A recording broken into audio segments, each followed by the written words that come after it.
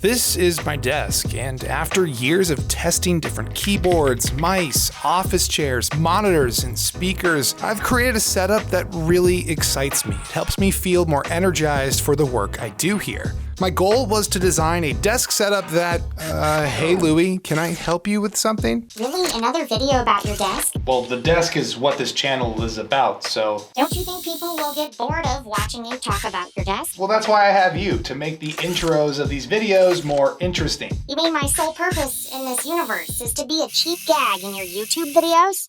Yes, it's true. Look, I'm sure he'll be fine. Right now, I want to show you guys some of my favorite upgrades to my creative desk setup.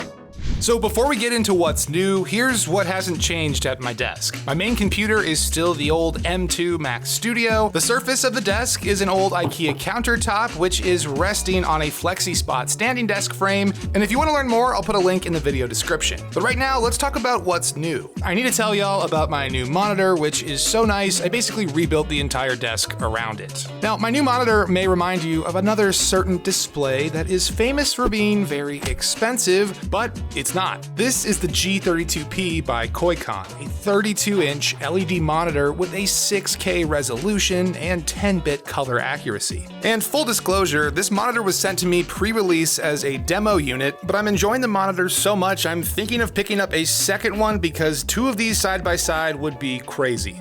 And I know the conversation around these Koikon displays is that they look like monitors from Apple, and that's totally fair. And if you're someone who wants an Apple-like monitor for a much lower price, well, this is about as good as it gets. But my monitor is up against a wall. I'm never gonna see the back of it. The real reason why I wanted to try this display is the resolution. You see, I've owned OLED monitors that were great for watching videos and playing games. I've owned ultra-wide monitors that were great for multitasking, but I've never tested a super high-res display. And after a month of testing, it's starting to make sense. A 6K resolution at 32 inches equates to about 223 pixels per inch, which feels incredibly sharp, and it makes my software feel more accessible and my mouse cursor more accurate. And while I really enjoy this display, I can't call it perfect. For example, the refresh rate is only 60 Hz, which is fine for my video editing workflow, but it's less than ideal for gaming or any other refresh rate dependent applications. But then again, there are very few 6K displays that even exist, and none of them are at this price point.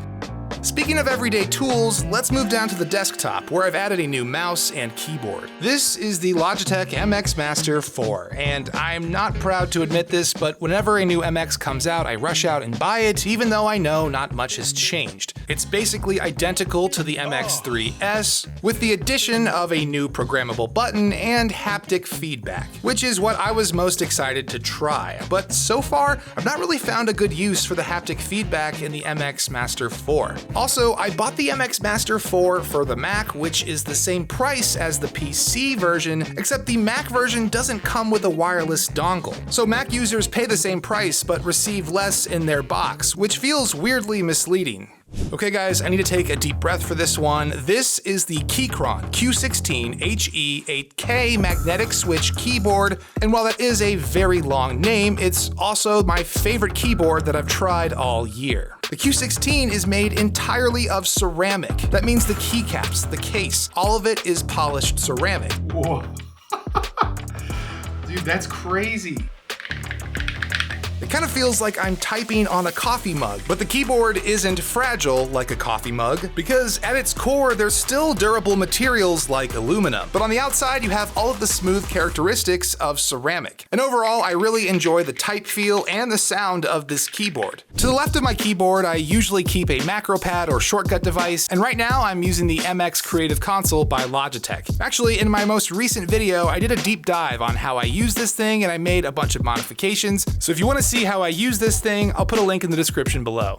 One of my goals at my desk is to get lost in whatever I'm working on, and a good audio setup is usually the key to making that happen. My main speakers at the desk haven't changed. These are still the YU6 speakers by Kanto, and I really like them. However, I did add some custom speaker stands. Well, technically I bought the official stands from Kanto, which are $100 for some reason, but they're way too short. I want my speakers to be closer to ear level, so I tried to salvage the $100 I spent on these stands by 3D printing some custom bases to raise them up, and now I have some custom stands that I really like at this setup. These speakers are connected to a part of my setup I like to call the audio block, which is actually 3 different devices that I've sort of jammed together under my desk shelf. The first piece is the Audio Box Go, which is the audio interface I use to record all of my YouTube voiceovers. The silver box on top is an audio splitter with 2 buttons. If I press button 1, audio from my Mac is sent to the speakers, but if I press button 2, the audio is sent to this headphone amplifier, the SM-SL8018. But I don't actually plug my headphones into this box. I have a cable that runs out the back behind my desk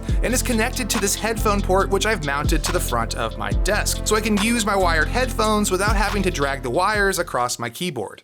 Up next are the accessories and tools that keep this whole setup running. The first is a massive upgrade to how I store and back up my files. I'm not proud to admit this, but for years I've been saving everything on these random hard drives which I keep around the office, which is kind of like a ticking time bomb because I'm always one bad coffee spill away from losing my data. The team at Ugreen heard about my dilemma and they hooked me up with a solution. This is the DH4300 Desktop NAS by Ugreen, which makes backing up data a super simple process. I just installed a few hard drives, connected it to my local network, and now every device in my home can access the archive. And it comes with a super easy to use app, which makes it a solid option if you're looking to pick up your first NAS and just want to get up and running. I also think it looks pretty nice on the desk, but I ended up moving it to the other side of the office, closer to my super secret home server project, which, you know what? I've said too much, that's for another video. Back to my desk accessories, let's talk about this desk shelf and the gadgets found underneath. So the shelf is actually a cheap desk shelf I got years ago off of Amazon, but the legs were too short for the Mac Studio to fit underneath, so I 3D printed some new legs to raise it up. Also underneath the shelf is the LX Power Console. I've shown it off in other videos, but this is basically a series of switches that let me turn USB devices on or off. And since I first posted about it, I did discover you can change the colors of the LEDs, which is nice for matching the power console to the colors around the rest of the setup. Speaking of color, I've also recently added this sweet yellow clock from Newgate. I call it the Pac-Man clock for obvious reasons, and I like it because it fits that retro futuristic look that I'm going for at my desk, and it tells me the time. What more could you want? Next, let's set the mood. That's right, y'all, we're talking lights and ambiance. This is the BenQ Screen Bar Halo 2. It adds smooth lighting to your desk surface as well as provide backlighting behind your monitor, and both lights automatically adjust to the ambient lighting in your office. It also comes with this wireless control wheel, which allows you to make adjustments to the color temperature or brightness of your lighting. But my favorite part is this. This is a presence sensor, which means the task light automatically comes on when I sit down at my desk in the morning, and it turns off when I walk away. Oh, and by the way, that backlight is shining on these new slat wall sound panels I recently mounted behind the monitor. Look, I know every desk setup YouTuber is addicted to slat walls, and I kind of felt bad while I was hanging them up, but hey, they were $50 for a pack of 4, and they add some natural warmth to the walls behind my desk. Also, check out my new lamp. And yes, I know, who cares about a lamp, but this lamp is actually kind of sick. This is the Uplighter floor lamp by Govee, which I've tucked into this corner of my office, and it's pretty unique. This lamp has 3 different programmable zones. There's a down light for adding light to the surface of the desk, an accent side light, which I think makes it look like a more expensive lamp from the 1960s, and the up light, which is actually an RGB array paired with motion effects. So you can project things like ocean waves or galaxies on the ceiling above you. And I know that up light is a bit of a gimmick, but y'all know me, I'm a sucker for a good gimmick, and if I'm working at my desk at night, you can bet I got some spacey effects going on above me while I work. It's a good time. And that's gonna do it for the tour. I appreciate everyone who watches these videos to the very end. It's a huge help to the channel. As always, my name is Nick Mo. Thank you guys for watching Work from Hype, and I will catch you in the next one.